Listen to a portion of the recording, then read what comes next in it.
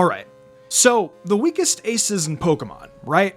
Yeah, that's pretty obvious, huh? I can just say a bunch of Pokemon from goober NPCs who you don't remember that are really low leveled, and then the list would be over. However, that would be a boring list, wouldn't it? No. How this is gonna go is that we're gonna go through Pokemon from important characters with names. You know the ones. Factors like where you are in the game when you fight it, and the Pokemon itself is going to matter in this discussion, as well as what moves they have when you fight it. But with that, let's just get started.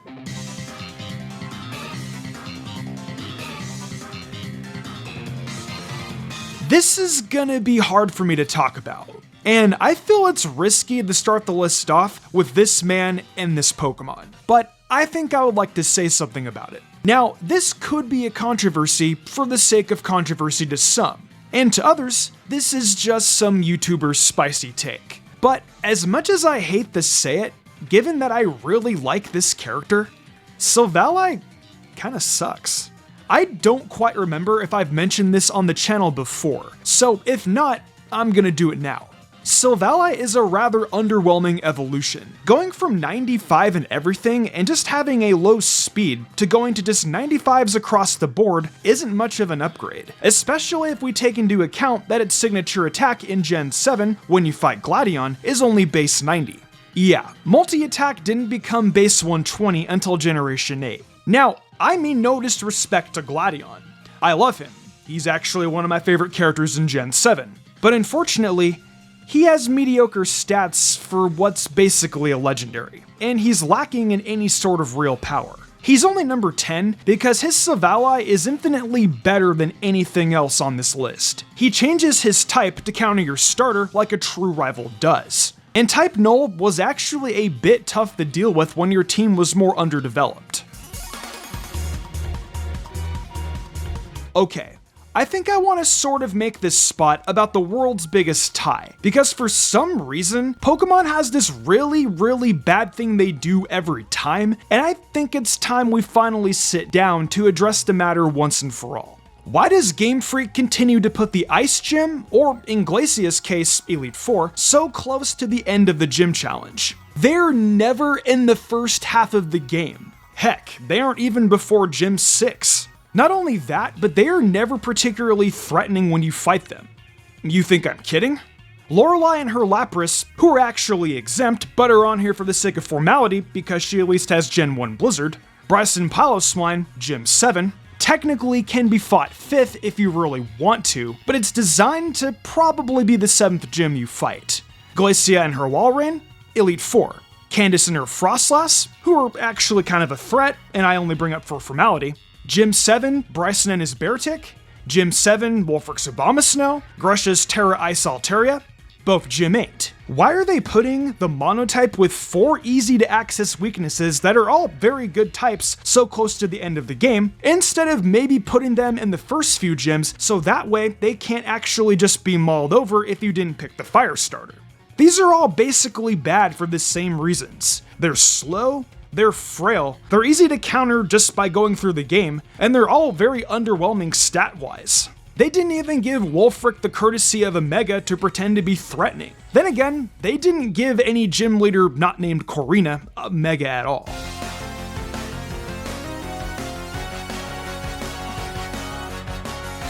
This is gonna be the only one of the only 2 Gym 1s on this list. Mostly because I didn't feel too comfortable using anything from Gym 1, but these ones kinda stuck out to me.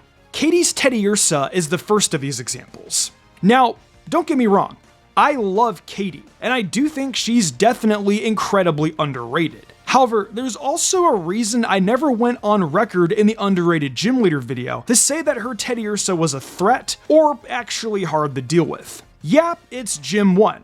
It's not supposed to be. But I think this is one of those situations where the problem is exacerbated by the fact that you get so many answers to her gym to work with that making a joke about it would be in poor taste. You can get Fletchling and Houndour really early on, and Nacleeb is right there on South Province Area 1 waiting to be caught so it can easily trounce the Bug Gym. It's one of those situations where she'd potentially be threatening if unanswered, but people are just going to have answers whether they intend to or not.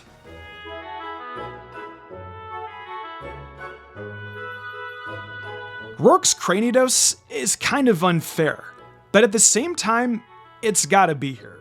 The game was rigged from the start against this poor fella. Yeah, he's got a strong, meaty headbutt alongside Leer and Pursuit to get a little twisted, but sadly these tools aren't going to compensate for the fact that you were given an easy way to beat him very early on. And that, my friends, is your starter Pokemon. Chimchar will just evolve into Monferno, and then Piplup and Turtwig got too good of a matchup going against the lad.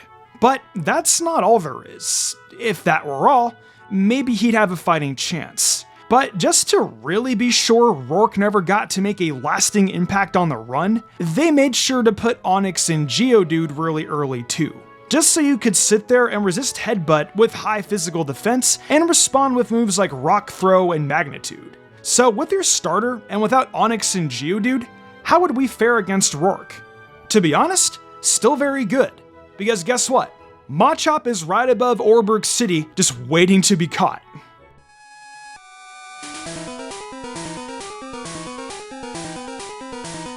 Let's talk about Koga.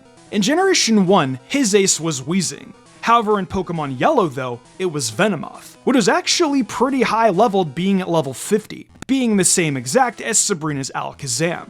But those Mucks though, yeah, Muck could use Minimize, and that's annoying alongside Disable, Poison Gas, and Sludge. But given how frail Muck was, especially in Generation 1, odds are you were still beating it before it was beating you.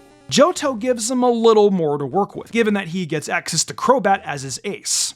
Crobat is fast, with Double Team and Toxic to be annoying with. But let's be honest with ourselves for a minute. Wing Attack and Quick Attack aren't very hard-hitting moves, and Poison Fang in the remix doesn't exactly add more to that. Yeah, don't get me wrong, unless you caught Abra or Drowsy on Route 34, or Girafarig if you felt like just doing a challenge run, you weren't gonna have a direct counter. And who could forget Espeon too? But the thing is, I've never needed to walk in the Koga's gym with a counter. His team has one massive weakness. Despite all this stuff he says about paralysis, poison, and confusion to compound and destroy his opponents, he loses to the simple tactic of brute force. It's worked for me every time, except for the few times where I tried to use the worst teams in Johto. Then I struggled. Sydney's Absol has to be one of the most unfortunate boss Pokemon I have ever come across. In its debut generation, it couldn't use any of its stabs, and the Consultation Citrus Berry and Rock Slide didn't really help matters much because that Citrus Berry wasn't resolving. Why?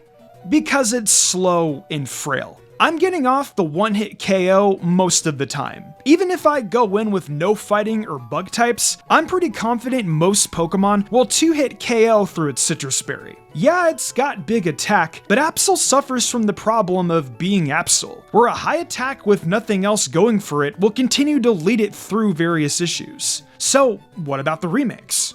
Well, that's neat and all, that it has Night Slash now to complement Psycho Cut or Aerial Ace. However, an issue makes itself present very quickly. It doesn't Mega until the rematch, and you have a Mega that will probably trounce it. Also, they took away Swords Dance from it. So, what about the rematch teams? Surely Mega Absol does something, right? No. Not much from my experiences anyway. I remember going through pretty easily and trouncing it without much issue. And this is ignoring that we have Primals and Mega Rayquaza at this point. Maybe we can get a Super Alpha Sapphire and an Ultra Omega Ruby. And in those games, we can give Sydney a super buff, where he's suddenly sitting next to King Gambit and they can Supreme Overlord their way to victory. Let's say, for the sake of argument, that you are a fire-type enthusiast who wants to bring forth more landmass so the Pokemon on the land can have more space to live. That's an interesting goal, I am sure, and absolutely insane could even be a good way to describe it. However, this hypothetical is not done just yet. Your ace Pokemon isn't something good like Blaziken, Arcanine, or Charizard. For some reason, you decided that what you wanted to represent you was this camel with volcanic humps on its back that can shoot lava out. Yeah, pretty fitting for what you're trying to do. Sure. Now, of course, we're not done just yet. There's one thing I should let you know. This is the very game where you cannot get through a decent chunk of it without the very powerful water attack, Surf. And therefore, the 10 or 11-year-old trainer that you probably aren't too fond of is always going to be carrying around a water type. Sure, maybe they're carrying around a Linoon. But then again, how can you know that for certain when they needed a solid answer to the fire type gym and their rather dangerous Torkoal? How will you respond to this issue? Oh, I actually forgot to mention that your rival organization has a Sharpedo. So surely you can just invest in a grass type Pokemon, right? Oh, come on!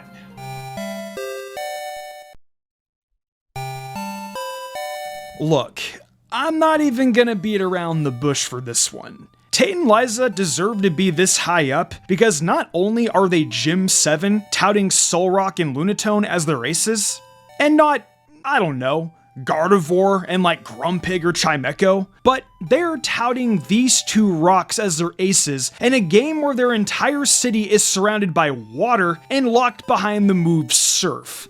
I lack the understanding here.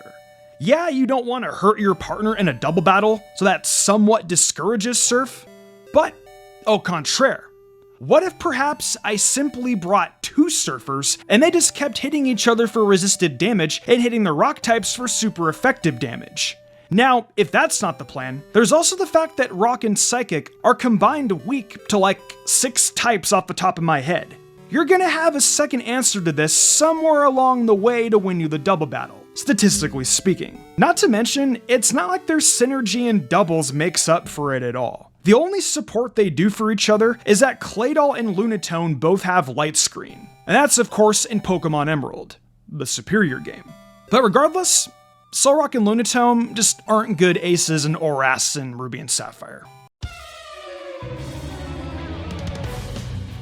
Alright, this one is going to be mean-spirited, but let's be honest, he deserves this one. Now, one could argue that his ace is his starter, because they're an evolved form of the mascot. However, I would like to disagree with this take, on the basis that Trace doesn't use Pikachu and Eevee on his final teams. He uses Raichu and Jolteon. Those aren't Pikachu and Eevee from the Let's Go games. Those are fake aces, and Trace should be ashamed of himself for evolving his precious partner in a game where you aren't supposed to do that. So, what Pokemon am I going to talk about instead? Yep, it's Pidgeot. I know abilities were taken out and that's a huge factor and all, and yeah, I get it. But on the other hand, what is the point of a Mega Pidgeot with no access to No Guard Hurricane? This is a subpar evolution pretending to be a real Mega. Oh, but it has Air Slash and Heat Wave. Yeah, but it also has Quick Attack and U-Turn, one of which makes sense to run for a pivot option, and the other is Quick Attack, instead of the infinitely superior Roost. Actually, was Roost even a move in Let's Go? Well, if it isn't, they could have at least given Trace the dignity of Hyper Beam. But no, this is not Mega Pidgeot. This is boneless Mega Pidgeot. And honestly, this has to be one of the most disappointing things I've seen in my life. Now, if you still want me to talk about his starter, then fast electric type that's frail doesn't hit all that hard and loses 1v1 against any competently trained Pokemon. Moving on. Ramos is one of those Pokemon trainers that really could have benefited from being granted a Mega Evolution, huh? And just like every gym leader in Gym 5 and 6, they probably also could have used having more than 3 Pokemon.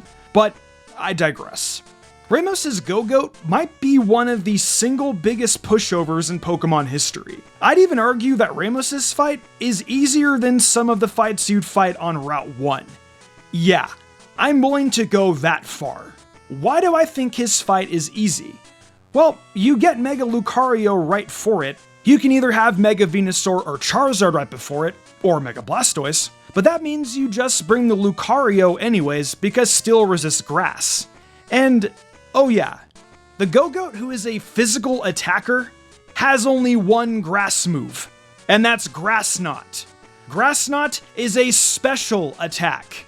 Also, Go-Go is overall just really bad. There's a reason seeing this thing on Gita's team made so many people upset, because it's universally agreed that this is not a good Pokemon for a boss fight. Gen 6 really made sure to be underwhelming with the gym leaders, but that hasn't been news for 10 years now at this point. I just think there's not a single fight in the game that could ever be easier than the weakness latent grass type gym leader with no win condition to speak of. Alright, and that's the top 10 weakest aces in Pokemon for specifically trainers with names and some level of relevance. I know there are some trainers I definitely missed, so I want you guys to tell me in the comment section below who it is you believe to be the weakest ace in Pokemon for a relevant character. In the meantime, I need to go. I need to go schedule a round of Smash Ultimate with my buddy before I work on the next underrated type video. Hopefully nothing bad happens during that time period, but the only way to find out is going to be to watch it when it comes out. So with that, I'll see you guys soon.